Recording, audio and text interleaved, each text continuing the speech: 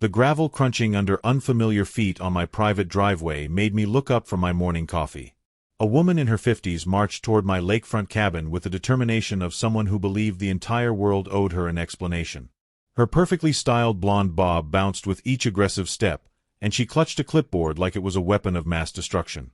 Behind her trailed two other women, both looking uncomfortable but too intimidated to speak up.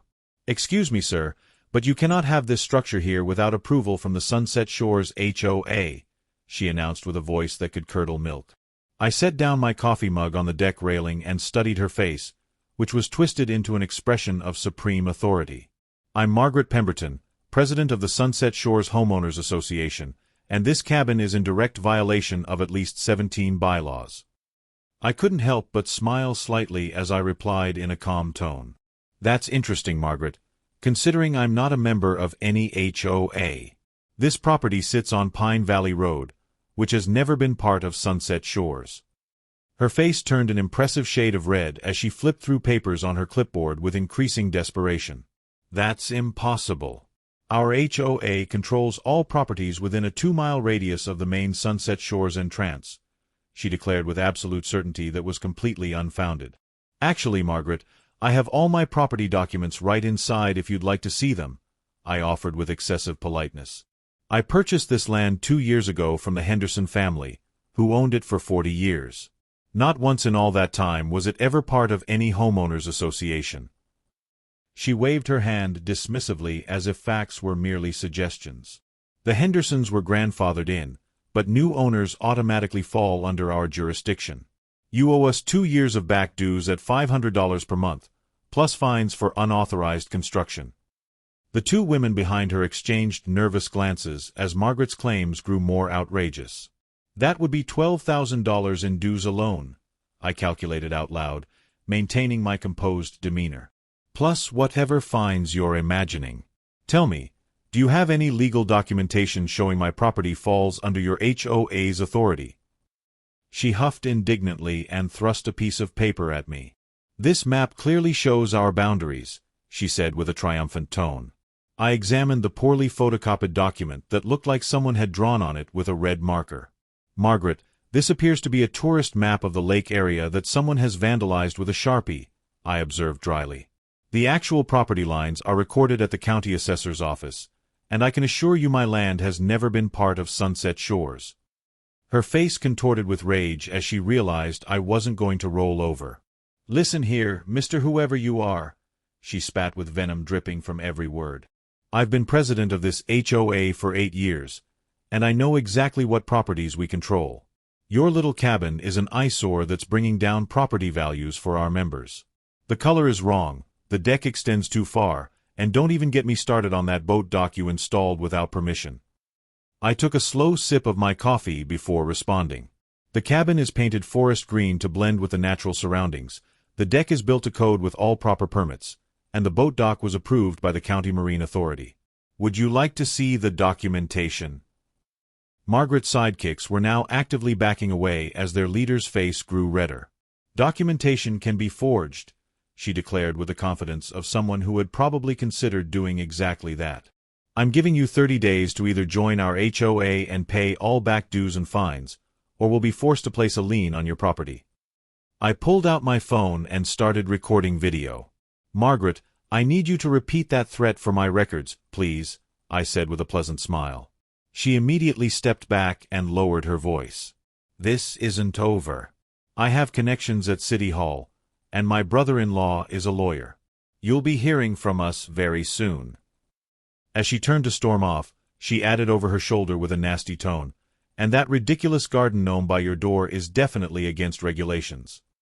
I looked at the small ceramic frog that served as my doorstop and shook my head in amazement. The next morning, I woke to find an official-looking notice taped to my door. Margaret had apparently spent the entire night crafting a document that listed 43 alleged violations, ranging from inappropriate mailbox height to excessive bird feeder activity disturbing the peace. The total in fines she was demanding had somehow ballooned to $38,000. I carefully photographed every page before calling my own attorney, James Morrison, who had handled my property purchase. "Let me get this straight. James said with barely contained laughter after I explained the situation. She's claiming authority over property that's not only outside her HOA boundaries but in a completely different township? This is going to be entertaining. I emailed him all the documentation, including the video of Margaret's threats. She seems very convinced she's right, I added with a concerned tone. Should I be worried? James chuckled warmly. Only about how much she's going to owe you in damages when this is over. Keep documenting everything and don't engage with her directly anymore. 2 days later, a process server appeared at my door with actual legal documents. Margaret had apparently convinced her brother-in-law to file a lawsuit claiming adverse possession of my property due to the HOA's historical oversight of the area. The complaint was so poorly written that even I could spot the legal errors. Sir, I'm supposed to wait for a response, the process server said with an apologetic tone. But between you and me, I've served a lot of papers from that law office, and they usually get thrown out pretty quick. James filed our response the next day, along with a countersuit for harassment, defamation, and attempted fraud. He also contacted the state bar about Margaret's brother-in-law practicing law outside his area of expertise, as he was apparently a tax attorney with no experience in property law. This is going to get ugly for them very quickly, James informed me with satisfaction. I've also discovered something interesting about Margaret's past activities as HOA president. It turned out Margaret had a history of trying to expand the HOA's territory through intimidation and false claims. 3 other property owners had filed complaints with the state attorney general's office, but none had followed through with legal action. She counts on people backing down rather than fighting, James explained with a serious tone. But this time she picked the wrong target. Your documentation is impeccable, and her claims are completely fabricated. The first hearing was scheduled for the following month, but Margaret couldn't wait that long. She started showing up at my property line daily, taking photos and measurements, always careful to stay just off my land. She brought different HOA board members each time, trying to build support for her crusade. Most of them looked embarrassed to be there, especially when I waved cheerfully from my deck each morning. Then she escalated further by calling various county inspectors, claiming I was running an illegal business, dumping waste in the lake, and even harboring dangerous animals. Each inspector who came out found nothing wrong, and several commented that they were getting tired of false reports from the same source. The Marine Patrol officer who investigated the illegal dock activities actually complimented me on the quality of my construction and asked for my contractor's information. Margaret's campaign reached peak absurdity when she organized what she called a community protest at the entrance to my driveway. 7 people showed up, mostly looking confused about why they were there. Margaret had told them I was planning to build a commercial marina that would destroy the lake's ecosystem.